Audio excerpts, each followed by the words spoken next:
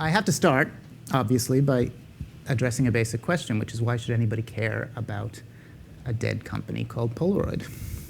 I should say up front that they're not exactly dead. It still exists in very different form, and we'll get to that later on.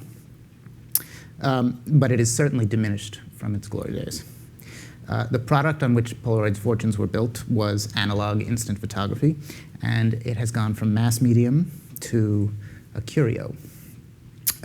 After all, everybody in this room, I'm sure, owns a digital camera. You probably have one on your smartphone that's better than the cameras you grew up with. If you have a Polaroid camera, it's in the closet somewhere, and you use it rarely, if ever. I mean, I carry one everywhere and use it every day, but that's me, I recognize.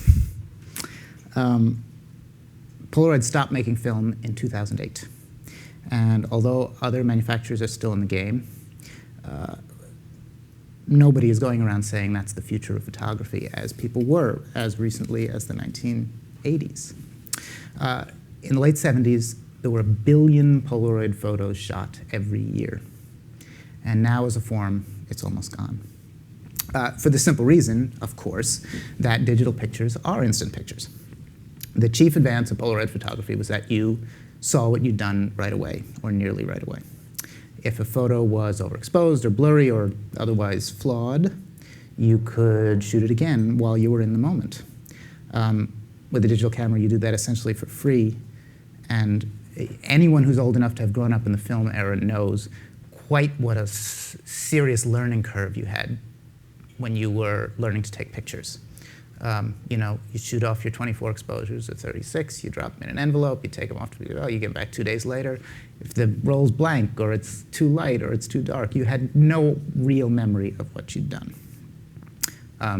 All that's erased. And that's mostly a good thing.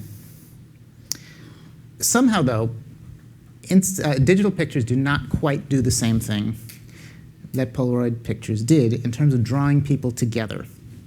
You know, although we all exchange photos all the time on our phones and on Facebook and Instagram and Twitter and all the rest, something special happens when you take out one of these cameras in a social setting, like at a party. I often bring mine.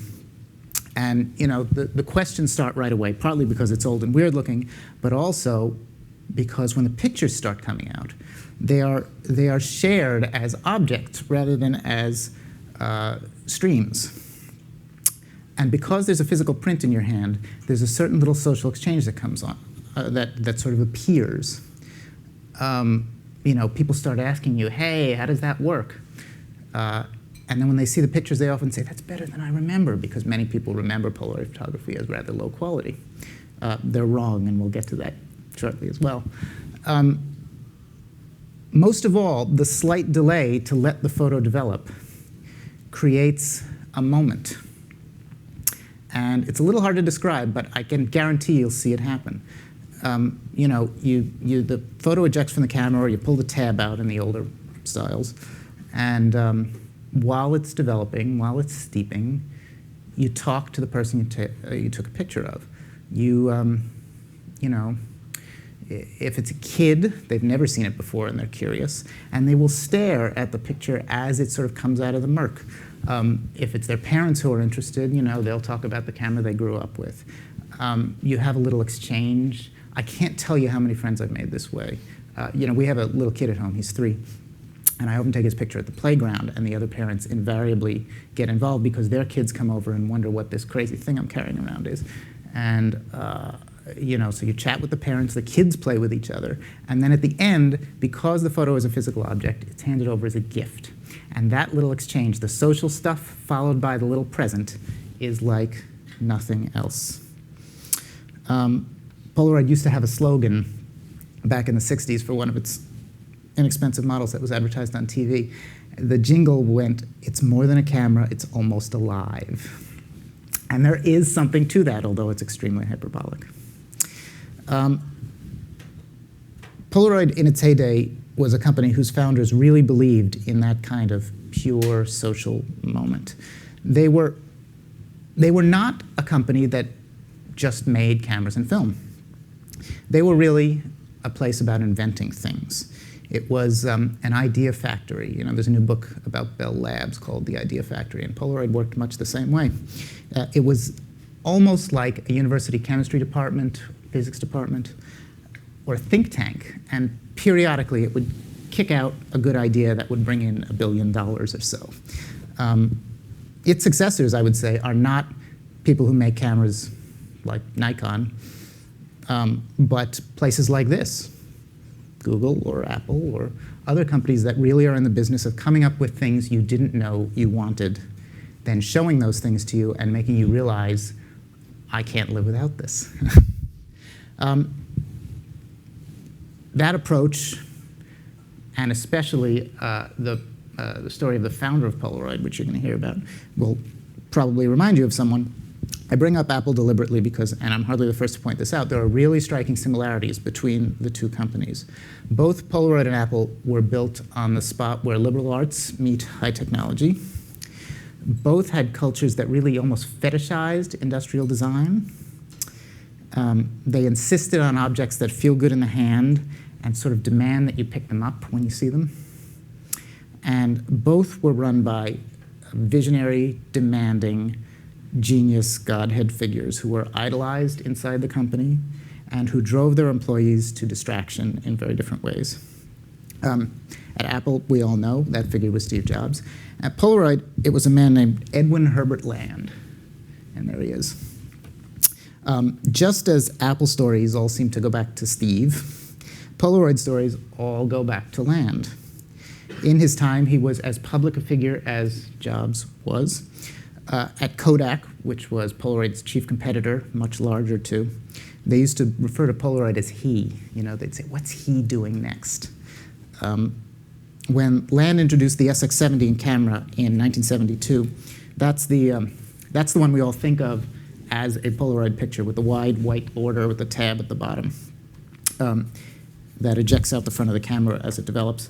Land appeared on the covers of Time and Life magazines 3 or 4 months apart, which is, I don't know if anybody else except a president has ever done that. Certainly not a chemist. At his shareholders' meetings, starting in the 60s, Land began to introduce products in a way that had never really been seen before. Shareholders' meetings back then were some guy would get up with a spreadsheet and read a few numbers and then sit down and everybody would go home. Land would hire an orchestra, get in some art and artists. He would set up stages with flair, and there'd be a presentation, and there'd be stuff behind him. There'd be stuff to take pictures of with the new cameras.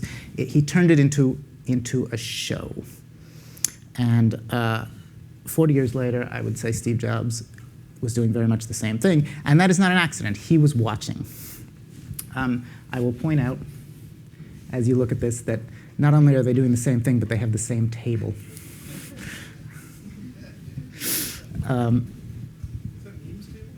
Saarinen. Land, starting in the 1960s, well, really starting in the 1940s when Polaroid got going in the photography business, started thinking about the future of photography. And there is, from just about the time of that photograph, a film he made for one of these shareholders' meetings. It was in 1970, and he stood in an empty factory that was just being completed. It hadn't been fitted out yet, to show people what the SX70 was going to be. And he started talking about the future of photography, and it's uncanny. I can send you to the link online if anybody's interested. But what he says is, we're a long way from the camera that'll be with you all the time. That'll be something you use every day, not when you go to visit your grandchildren or on the occasion of a party, but that you use constantly, the way you use the telephone. It'll be like your pencil or your eyeglasses. And then he says, this is what I was picturing back in 1944. It would be like a wallet. And he takes out a black wallet and he holds it up this way. And he said, and I had this idea that it would be like a wallet, and you just take it out, hold it up, maybe open it, click, and you'd have your picture. And he puts it back in his pocket. And the gesture is so uncannily familiar, especially the wallet's that big and it's black, and he holds it upright. It's eerie. And 40 years later, you are doing exactly what he said. I mentioned that this started in the 1940s, but Polaroid is an older company than that. It started in 1932 under a different name and became Polaroid in 1937. And what they made had nothing to do with photography except in the most peripheral way. I have an example here. What they were founded on was an invention called the sheet polarizer. Some of you may know what that is. It's a light filter that Land had actually invented when he was at Harvard as a 19-year-old undergraduate. He dropped out of Harvard to commercialize it. It's another parallel with this guy and with Gates and any number of tech entrepreneurs who are moving too fast for the undergraduate curriculum and have an idea that's going to make a lot of money. The polarizing filter is essentially, well, here's how it works. It's a thin sheet that filters light so that all the rays are in one dimension. It's sort of, this is an oversimplification, but it functions like a comb. The classic example is that if a beam of light is a handful of thrown straws, the polarizing filter is a picket fence, and what comes out the other side is only the ones that are aligned with the pickets. It is a slight oversimplification, but it does the job. Anyway, it sounds somewhat arcane, but it is anything but, because if you put two of those filters together, is there a strong light here? I don't know if we can see, but some of you will be able to see through the light. If you take two of them and you turn one 90 degrees, it blackens. And it's almost clear when you have them aligned. So what you've made, because it's adjustable, is a very finely controllable valve. And again, this may sound a little arcane, but it has a billion applications, even more so back in those analog days. It ends up in cameras, but it also ends up in sunglasses. It ends up in bomb sites, which were extremely valuable during the Second World War. It ends up in a scheme that Land almost got employed by Detroit, where every car windshield has one filter and every headlight has another filter, and you don't need high beams, because when a car is coming at you, the cross beams mean you can't see the oncoming headlights. It's actually a pretty good idea that ought to have been employed and would still work. And they could do it for, you know, $2 a car or something. I'm in favor. Anyway, this was a small industrial company that got rather big during the Second World War, mostly making war material. And then it was going to have to shrink away because it became evident by 1944 that the war was ending. And Land knew he had to either fire people or come up with another idea, and fortunately he had one in his back pocket. This is the founding myth of Polaroid, and Land once called it their apocryphal true story. In 1943, at the end of 1943, he was on vacation with his daughter Jennifer in Santa Fe. He spent the day taking pictures of her as they walked around the resort they were staying at, and at the end of the evening, in front of the fire, Jennifer said, "Why can't I see the pictures now?" And Land said, "Well, why can't you?" And as the story goes, he sent Jennifer off to be with her mother and spent the rest of the evening pacing the resort, working his idea out. He once said that he figured the whole thing out in 3 hours, except for the details that took from 1943 to 1972 to solve. And as soon as he got back to Cambridge, Massachusetts, which is where he had started his company after leaving Harvard, he started a little lab devoted to this project. And it gradually began to drink up the resources of the company as it became clear that it was going to have to shrink a great deal if he didn't get this thing off the ground. Gradually, the money stopped coming in from the war, and the money started going out toward research and development, so it was a rather desperate gamble. And it paid off. In 1947, the first demonstration in New York was just a sensation. He demonstrated his invention at an optics convention at the Hotel Pennsylvania in New York. And it got a huge story in the New York Times, plus an editorial that said, "There is nothing like this in the history of photography." The next week, he got a full page in Life magazine. Oh, I meant to show you, that's the polarizing sunglasses from earlier. It got a full page in Life magazine, and that was the photo. It was a spectacular moment. And within a very short time, was patented. There is the patent. And the product made its debut the next year. It was at Jordan Marsh department store in Boston, which was their big Macy's. In fact, it is a big Macy's now. And again, it was a sensation. It was introduced on what we now call Black Friday this week, 64 years ago. And they got a stock in that they thought would hold the store till Christmas, and it was all gone by 5 o'clock. Film and cameras. They even sold the demonstrator camera that the photo department had. I can show it to you. There's a photo for everyone. But this is what it looked like. It is not the Polaroid camera you remember, I'm sure. It's a lot bigger and a lot heavier. It weighs more than 4 pounds, and it's a monster, you know. It also didn't eject the photo or anything like that. There was a very elaborate system by which you had to make your picture. You fired the shutter, then you threw a switch, then you pulled a paper tab out the back and tore it off and threw it away. And you wait your 60 seconds, and then you open this door on the back, and you peel out the picture. It was an elaborate thing to use, and it was a sensation all the same. Land had said just before the product introduction that he thought, well, you know, we could sell 50,000 of these things. And the rest of the company cringed. They said, how are we going to make all that film, you know? And as it turns out, they sold, of this model alone, over 5 years, 900,000 of them. It was a phenomenon starting in the late 40s and into the 50s and 60s.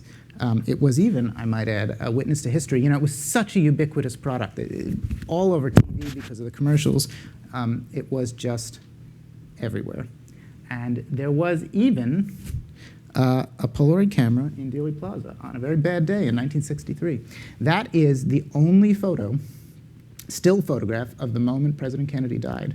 That was shot with a Polaroid camera by a woman named Mary Moorman, across the street from Abraham Zapruder, who was shooting film, movie film, I mean. And in fact, that's him standing there on the, by the steps.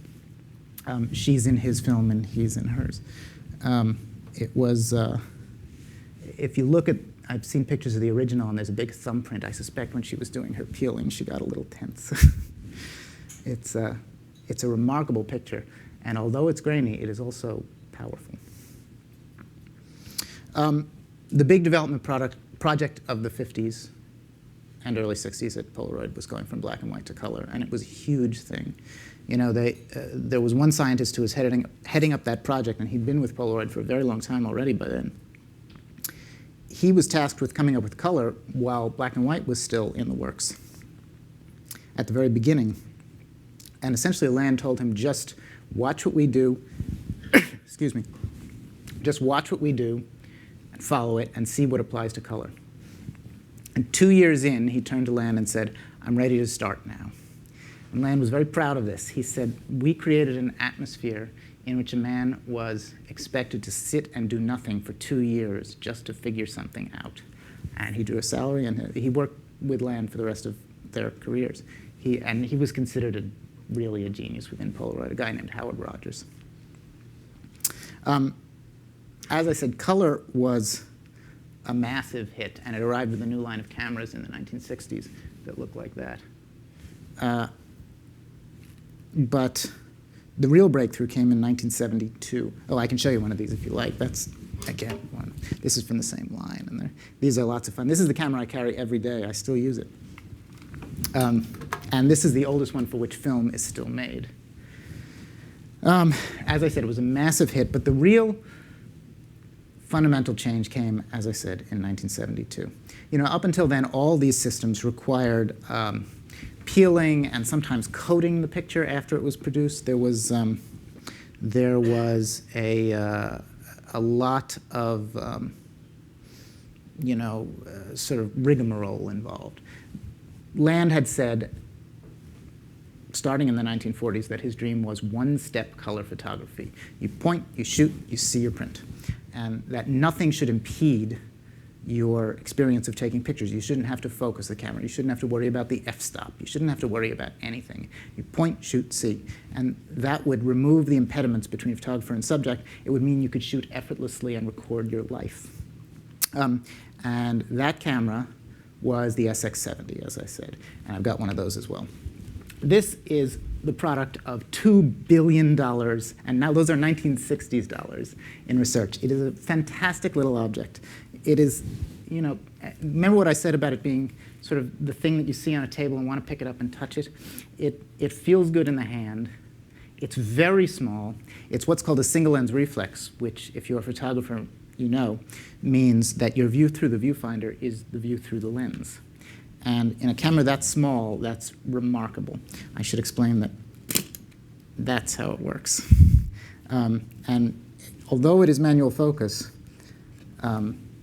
it's a big ground glass screen, and it is very, very close to being effortless to use. Some version of this is the camera we all grew up with, and you just can't underestimate its impact back then. It was the ultimate expression of a medium, and as I said, it was a sensation. Cover of Time, cover of Life, and I will say that there were fans of this camera absolutely everywhere. Do I not have it on full screen?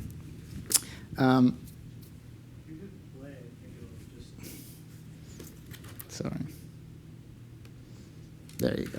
Much better. Thank you.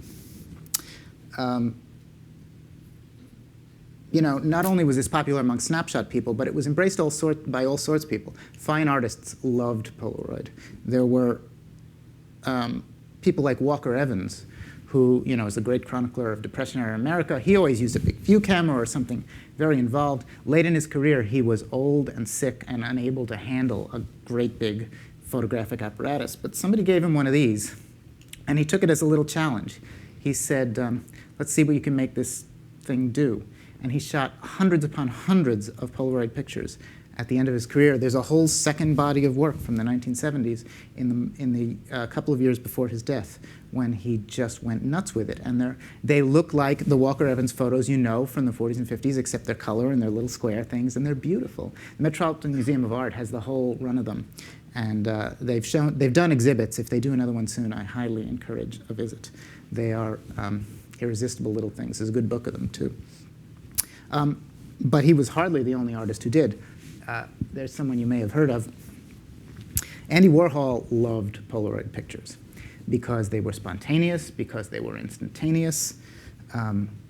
This particular picture you see is something very special. Polaroid, in the 1970s, built a very special large format camera. It's the thing standing behind him. It makes pictures that are 20 by 24 inches. Original Polaroid prints that develop in 90 seconds. And the picture he's holding had come out of that camera perhaps 2 minutes before. They built ultimately about 5 of these cameras. And at least one of them is still active in New York. I have been down to the studio where it runs, and it is like nothing else imaginable. You know, this picture fascinates me in particular because what you see is that A, he's got exactly the same expression in both images of himself, and B, there's an extra little fillip, which is that he's got one of these cameras under his arm. So this is a Polaroid of Andy of a Polaroid of a Polaroid. And you know, if you're deep in this subject, it says it all. Another reason he embraced Polaroid, I think, was that, you know, it was, as these media go, kind of sexy. And that opens up the discussion to a whole other world. You know, it's no secret that a lot of people embrace Polaroid for the kind of pictures you can't send out to the lab.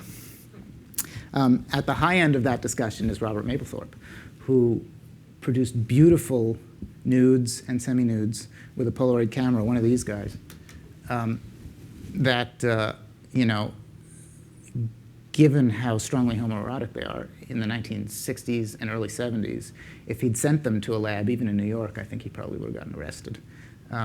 So he did them privately at home. It also provides a certain intimacy and, not to say secrecy, but a safety measure. If you have a Polaroid print of yourself that you wouldn't want other people to see, and you have it in your hand, that's it. There's no negative off in a vault somewhere. It can't escape. If you lock it in your desk drawer, until somebody takes it from you and puts it on a scanner, it's yours. It is an edition of one. and thus kind of a, it's almost more like a painting than a photograph in some ways, because you can't exactly copy it. You can take a picture of it and copy it that way, but the original is the original, and that's it. If there's anyone, though, who embraced Polaroid, any fine artist who embraced Polaroid more than anyone else, it had to have been Ansel Adams, who, you know, was always a technician of photography. If you read his photography books, there's a lot about making a fantastic image on a piece of paper, but there's even more about, you know, f-stop settings. He was besotted with the technology of photography and making his pictures better that way. So you had in Adams an artist who was a technician, and in Land a great technician who was an aesthete. The two of them met at a conference in 1949, and they hit it off fantastically. And the discussion ended with Land taking Adams's portrait on experimental Polaroid film and asking him if he'd consult for Polaroid.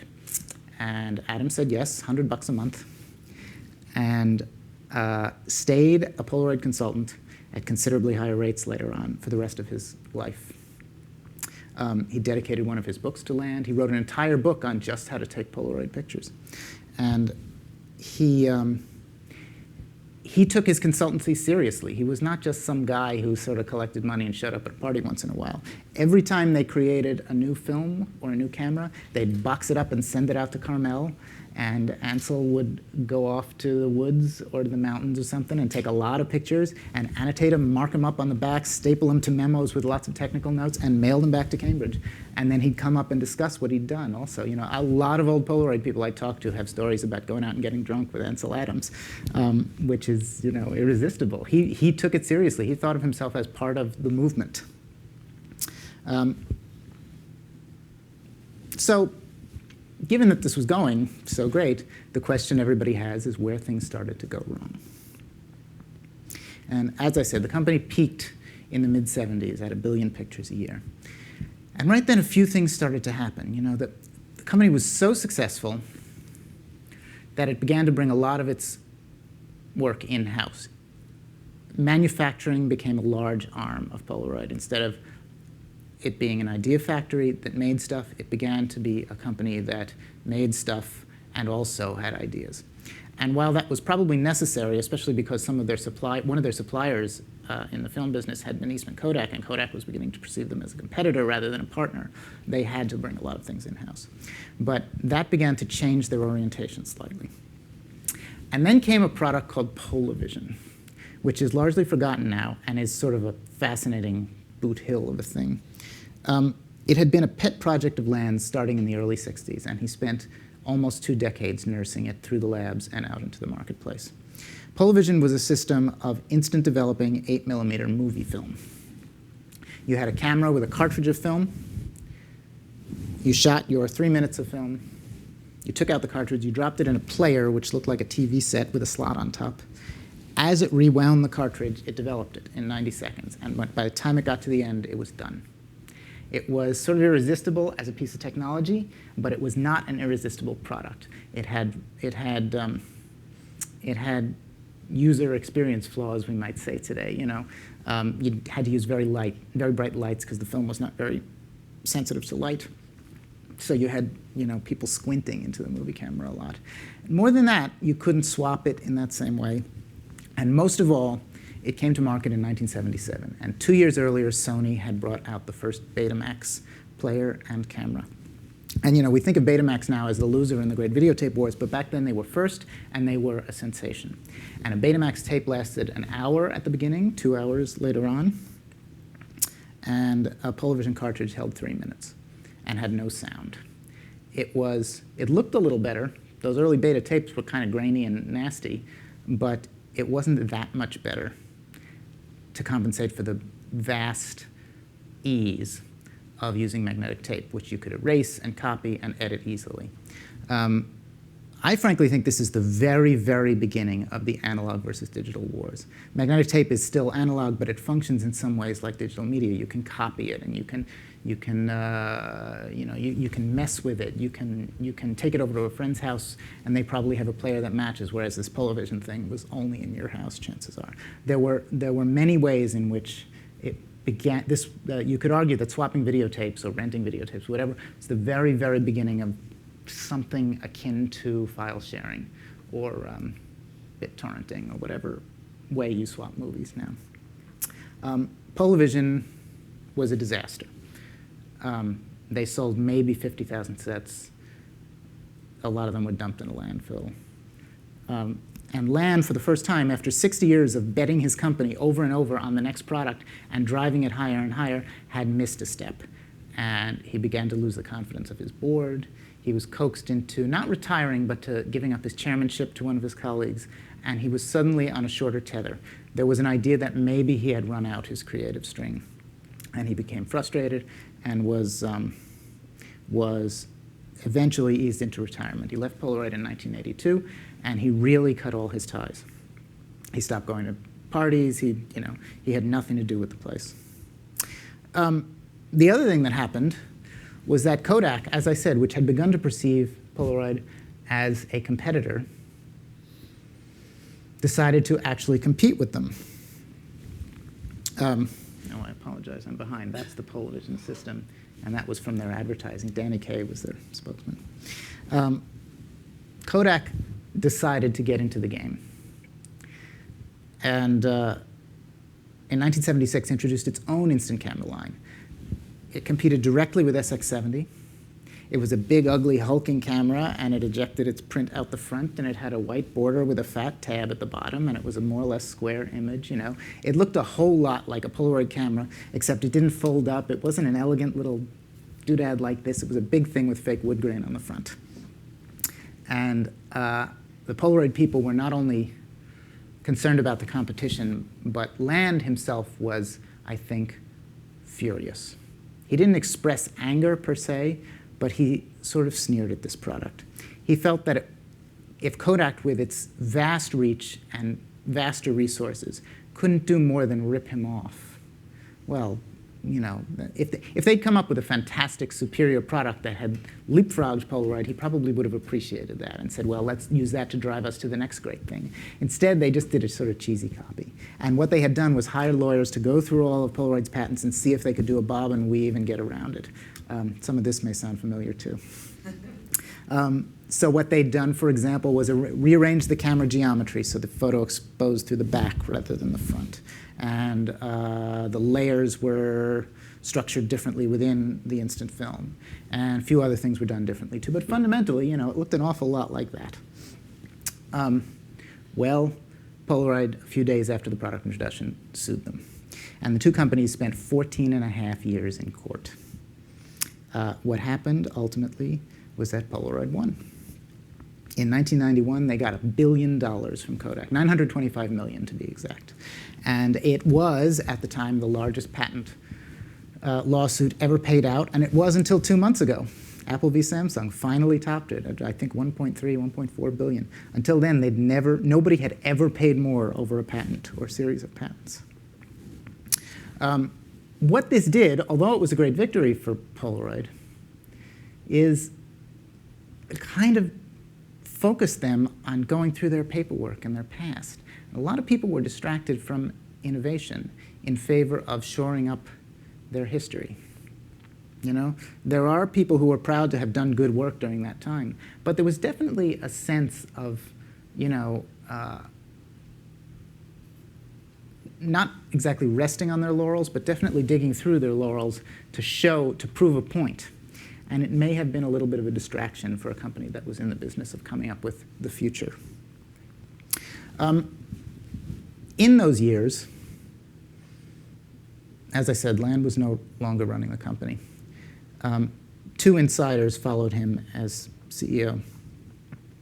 And they did some good work. Throughout the 1980s and early 90s, there were products percolating through the Polaroid labs that would have been the next big thing. Polaroid had invented, among other things, a CCD, the sensor that goes into a digital camera, and actually built a lab to refine that business and produce them. And then didn't commercialize it. Even more, they developed a line of inkjet printing technologies and held a lot of patents there, and also failed to commercialize that, and in fact even spun it out as a separate company. They sort of gave up on it. All these things, all these decisions, in retrospect, look disastrous because, I understand why they didn't get into digital cameras.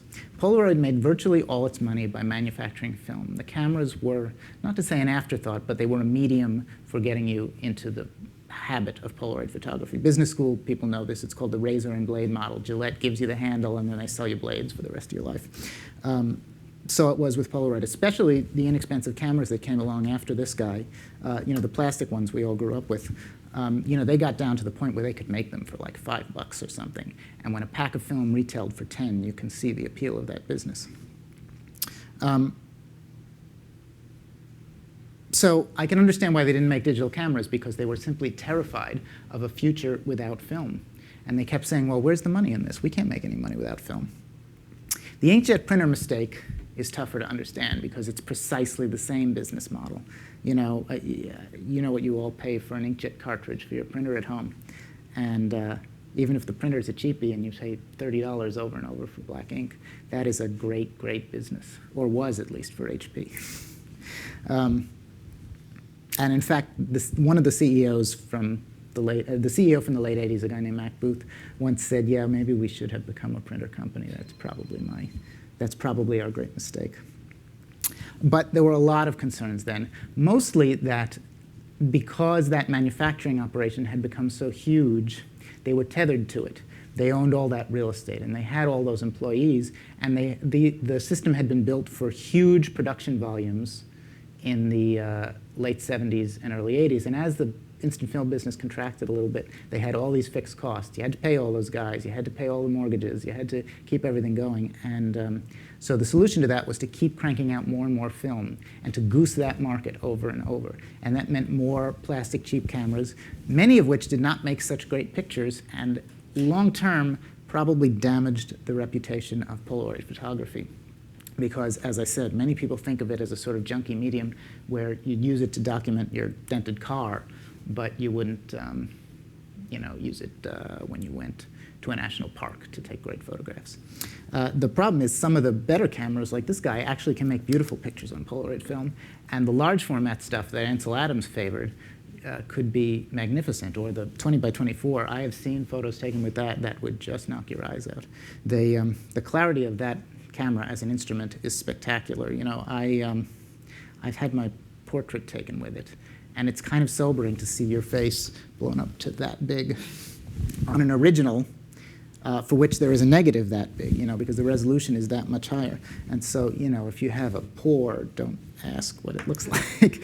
They look like nickels. Anyway, throughout the 1990s, there was a sense by the early 1990s, Polaroid had a sense that they'd missed something and that they couldn't really play catch-up. And the solution was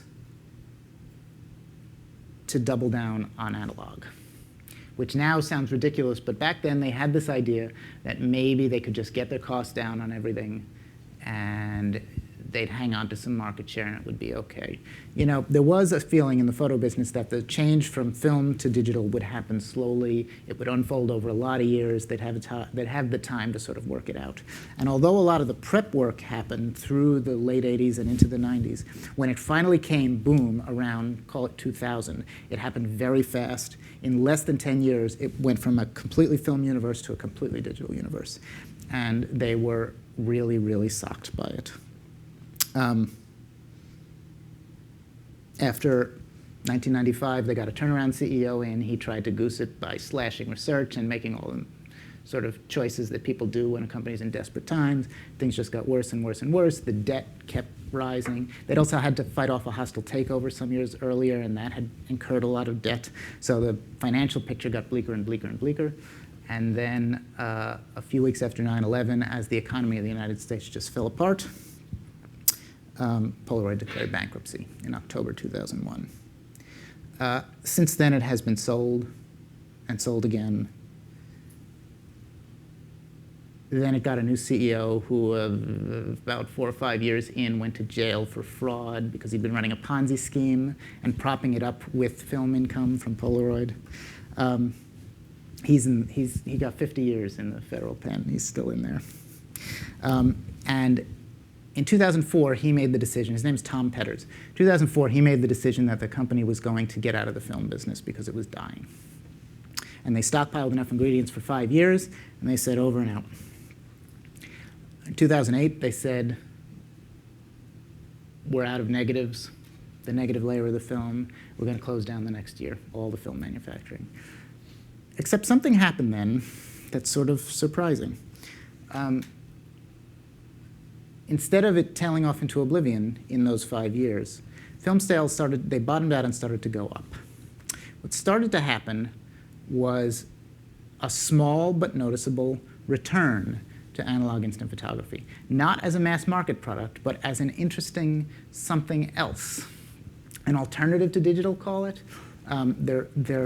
You started to see small fine art shows in the sort of incubators of urban hip life, places like Seattle and Portland and Williamsburg. And there began to be a hipster interest in instant photography, analog instant photography. It somewhat parallels what happened to LPs a few years earlier. 1995, everybody gave up the LP for dead, and then DJ culture began, and people discovered you could spin things by hand, and you could do certain things. Now, some of this is obviously just wanting to do something different from your peers, but that's not all of it. I would say that certain parts of the appeal of instant photography are the urge for something physical. That thing I was talking about earlier, where you get a physical print on the spot, is something special. And when everything you see is digital and utterly crisp and color-corrected and consistent, some of us crave something that looks a little different because it's part of creativity, to want to make something a little different. And even something unpredictable. An instant picture that comes out of a Polaroid camera, the color may be a little weird because it's chilly that day, and the chemistry of the print is reacting strangely. That inherently ties the thing to the moment it was made, which is interesting to an artist or a creative person of any kind. Nonetheless, they ran out of ingredients in 2008, 2009, shut everything down because they had to. They had stopped ordering them. The supply lines had dried up. The manufacturers of the weird chemicals in a Polaroid print had stopped making them and shut down. One of those factories was in Louisiana, and it was completely destroyed by Hurricane Katrina. So everything was over. They shut down. And in fact, the plant was essentially abandoned. I mean, it's not abandoned. Somebody owns it. But that's up in Waltham, Massachusetts, and that made millions upon millions of packs of Polaroid film. I sneaked in and took that picture myself.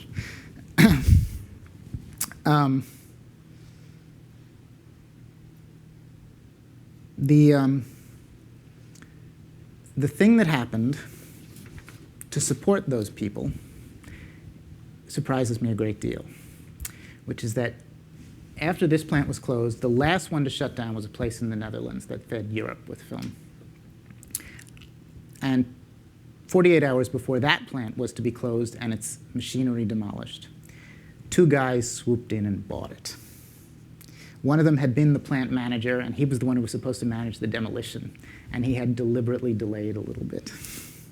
And the other was a guy named Florian Kaps, who had been working for Lomography, Lomo, the people who make analog cameras that shoot conventional film and sell them. They have a shop on 8th Street.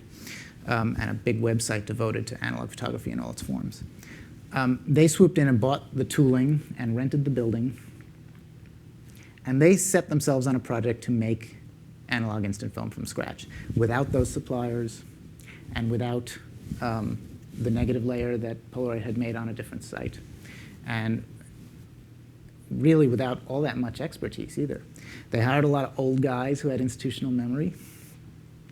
And they had a year's worth of funding, and they went at it. And after a year and a little bit, they introduced an analog instant film that fits in an SX70 camera. And it didn't work very well. It looked smudgy and brown. And as it came out of the camera, you had to dive around the front and cover it with a piece of cardboard because it was a little light sensitive. There were many reasons it was flawed. Nonetheless, it worked.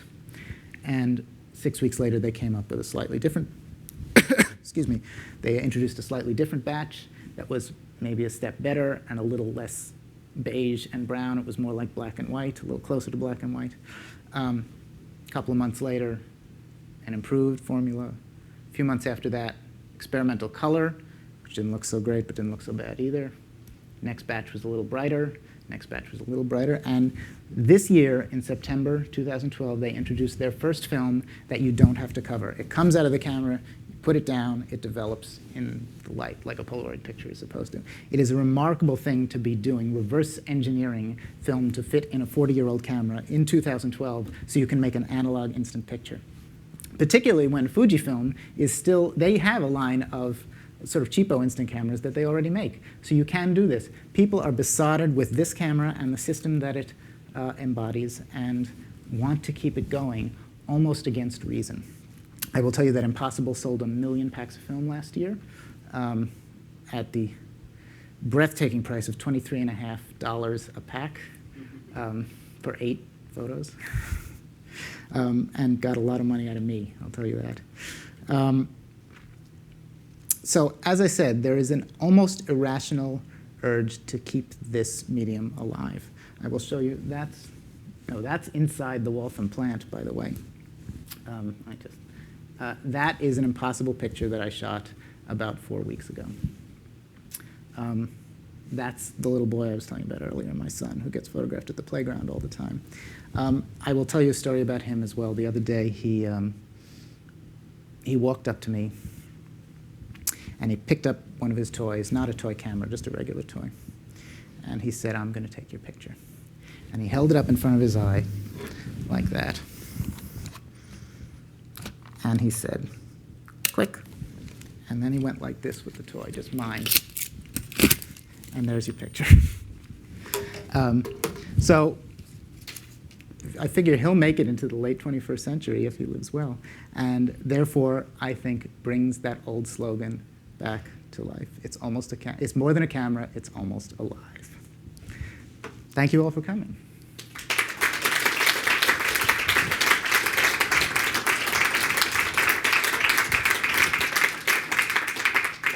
Questions? Yes? Can you just talk a little bit about what your research process was for Edwin? Sure. It was three major parts. Polaroid, because they were so obsessed with patenting, kept everything.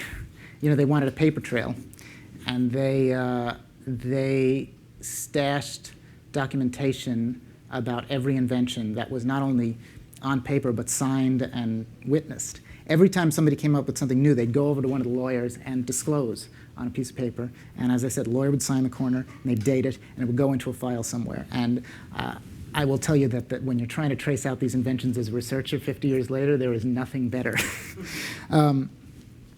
That stuff was all in the Polaroid Archives, which is a monumental thing. It's 2 million documents and at least that many photographs. It goes on forever. And in the bankruptcy, after the bankruptcy, in 2004, Polaroid gave the whole heap to Harvard Business School's library. And it's a 30-year project to catalog it. They're about, what did I say, 2004, so they're 8 years in. There's one librarian, a guy named Tim Mahoney. It's his whole career. That archive, that's what he does, the Polaroid archive. And he's about my age. He's going to be there till retirement working on just this one thing. Amazing devotion to this thing. And the first tranche of it opened to researchers at the end of 2009. In January 2010, I went up to Cambridge and started. It was a fantastic resource, and that's where a lot of it came from. Second, you know, because Polaroid was at its peak in the 70s, the people who were young then are still around, and even the ones who had been there a while. I talked to a lot of people who started there in the 50s and retired around 2000. And a remarkable number of them are still around, and there's a lot of pride in what they did because, you know, it was such, you know, imagine you see a company disintegrate, and then a reporter comes along and wants to document what you did that you are in danger of seeing forgotten. And if it's something you're proud of, you want that. So people were very open to me. Especially without knowing it, a few of the people I talked to early turned out to be sort of, they had a lot of friends who they kept in touch with. And so when I talked to them and they got to know that I wasn't writing some hit piece or something, very often when I'd call somebody else, they'd call them and check me out. So it helped a lot to have hit a couple of people early who turned out to be important. The third thing is that the museum pieces, this kind of stuff, Polaroid also had a little museum collection, and it went to the MIT Museum in Cambridge, which is just an awesome place. If you've never been up there, go. It's great. And that's 10,000 pieces of interesting artifacts, and a lot of the photos of artifacts that went into the book were shot there. eBay helps with that, too, and I have a closet full of these things now. Yes? What happened to Land after? He retired, as I said, in 1982, and he cashed out his Polaroid stock. And that brought in the better part of $1 billion, I might add. He had to do it in pieces because the market wouldn't soak it up. He used it to start a pure science institute. It's called the Rolands Institute for Science. It was about basic research. And it was on the Charles River in Cambridge, and because they had all this money from the Polaroid stock, they built a very nice building. And it worked a little like the Institute for Advanced Study at Princeton. It was sort of a place where people could just do whatever they pleased. Land could perform an experiment a day that interested him. Other fellows were brought in that same way. You got a lab, and you got to sit and think if you wanted. It was something he was very proud of. And arguably the thing he was proudest of at the end, because he always wanted to make a major contribution to basic science and had been sort of on the side through his Polaroid years working on a theory of how people perceive color called the Retinex theory, which you can read up on if you Google it. He spent years trying to do. He would often do these demonstrations where he would show a picture through a color filter, a black and white picture through a color filter, and with a single filter of yellow or red would be able to make that image appear almost in full color. This doesn't make any sense. There is actually on YouTube a very good film of him doing his demonstrations and showing you how it worked. It was done by the BBC in 1985, and you can look for that. He did that for the last years of his life very happily, cutting all ties with Polaroid. As I said, he skipped the 50th anniversary party in 1987. He just said, let them do what they do. He kept doing his research. Gradually, he became old and ill. He died in 1991. And the Roland Institute kept going in its form for another dozen years or so, and was then absorbed by Harvard. It's, as the Institute for Advanced Study is sort of a separate little island within Princeton, the Roland is within Harvard's structure. Any more? Yes? How did you first become involved in Polaroids, and where did you get all of these? I started taking pictures when I was a kid. I think I got my first Polaroid camera when I was 14. It was one of these, if you can believe it, and I must have looked like a freak, a little kid carrying this around. But it was $3 in a junk shop. It was already old and out of date. And it took this weird old film that was not so easy to find, but it worked. And I still have it. I toted it around for years until they stopped making that particular film format in the 1990s. I used it semi-regularly. And then I drifted in and out like a lot of people, but I never exactly forgot about this stuff. And in 2008, when the film business went away, I wrote a tiny story for New York Magazine, where I work, about the curious fact that although it had disappeared as a mass medium, there were still artists using Polaroid film, and they were very agitated about this.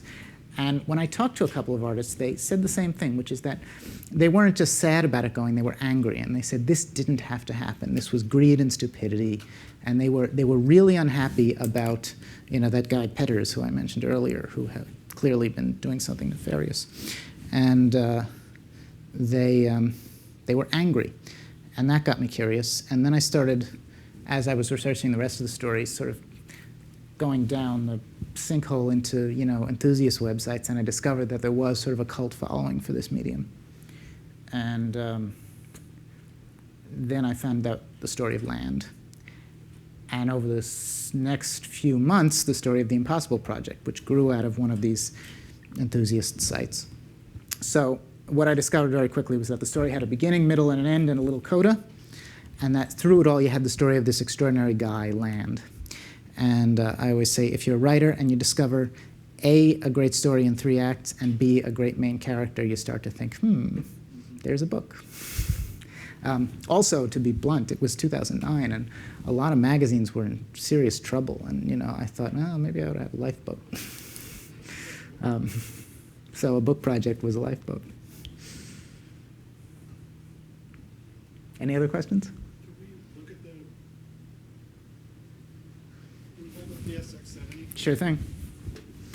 Because when you hold it up, you said it fits in the palm of your hand. Hold it up like this. Like flat like this. Exactly Is like it the that. same width It's pretty close. as the Nexus 7? The other way? It's almost the same, isn't it? See what I mean? Like you say, Yeah. it fits in your hand. And Yeah. This is thicker, so your hands have to go up the side. Also, it's a lot heavier because it's, there's a lot of metal in there. Oh, you asked also where I got these. Let's see, the oldest one was $1 on eBay. As I said, they sold almost 1 million of these, and nobody wants them. They're heavy, it's a lovely doorstop, but if you want it, you can have it. I have a couple. The SX70, you can get these through the Impossible Project. They recondition them and sell them, or you can take your chances with a garage sale, which will be much cheaper. This one, I bought this online somewhere several years ago. I'm not sure where.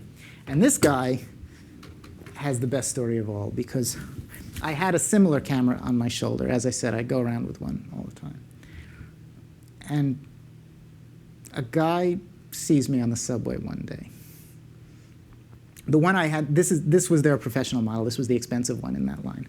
And I had the cheaper one on my shoulder.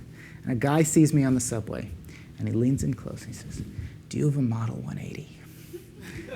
And I said, "No," and I know what a Model 180 is, because who if not me, right? And I said, "No, but I want one." He's like, "I got a few of them." And he gives me his phone number. No, I give him my phone number, and I get a call a few hours later. He says, "I'm going to be in the city on Saturday." I know, it was like I was buying drugs, right?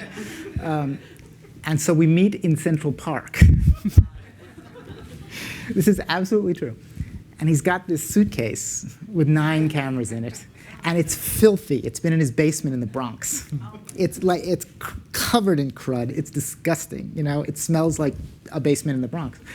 And it's 9 cameras, 2 of the good ones and 7 of the regular ones. And he sells me the whole thing for what what less than one of these would cost from a reputable source. And I sold the others off to a guy who refurbishes cameras and sells them online. And so I essentially broke even on the whole thing. And I got the best story imaginable out of it, Although I did have to spend a couple of days cleaning, let me tell you, because the thing was repulsive. Anyone else? Looks like we're done. Oh, yes, one more. Yeah, I don't know if it's a question so much, but I didn't know this story at all. It's really interesting, especially how the company goes from a company that would let someone work alone for 2 years Mm-hmm. to a company that gets held up in litigation for 50 years. Mm-hmm. Do you see any, apart from the obvious parallels with Apple, do you see any other companies today that have learned from Polaroid that are maybe trying to avoid these things? Well, I'll tell you, my sense of what to take away, I can't name any company per se, but the thing I would tell anybody to take away is twofold. One is a credo of Land's. He once said, "Don't do anything someone else can do." And that's, a business school might talk about unique business models or whatever, but fundamentally, the thing on which you're trying to make your money should be something that's yours and yours alone, and if you patent it, it'll stay yours for a little while. Patents don't hold for you can't probably own a technology for 40 years anymore the way Polaroid did. They really, nobody else got into the game for the first 40 years, which is astonishing. And then when they beat back Kodak, you know, they got another 20. And in fact, that became their undoing, that they just stuck with it. But the point is that they had a product that was all their own that nobody else could do because it was so complicated. Making instant film is crazy. And they were so far ahead of everyone else. So that's thing one. And thing two is another saying that's attributed to Land. I don't know if it's true. I was never able to confirm that he actually said this, but it's around, and people do think so, which is that someone is going to make your product obsolete. Make sure it's you. And I think that's very telling, because Polaroid did not make sure it was them, and that's that. OK, thanks all for coming.